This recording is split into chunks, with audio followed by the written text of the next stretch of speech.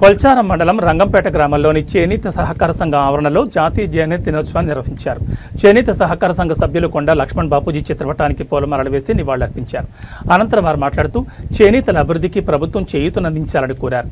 ఈ కార్యక్రమంలో DCMS vice chairman Arige Ramesh Kumar, సంఘ సభ్యులు బొద్దుల వెంకటనారాయణ, పద్మ, సుభాష్, పాడేపు వెంకటేశం, హరిదాస్, మాసిని నాగరాజు, విశ్రాంత ఉపాధ్యాయులు రమేష్ బాబు, పాడేపు సుధాకర్, ఆళ్లి వీరేశం, మచ్చ గోపి, రాజు, దుర్గం విఠల్, కంది ప్రవీణ్ తదితరులు పాల్గొన్నారు.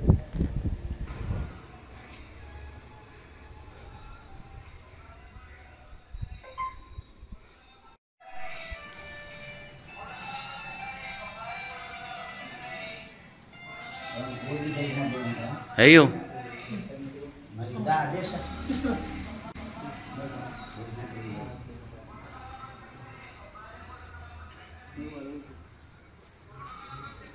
పడగుడ్లు ముంగడేసి కూర్చున్నాయి.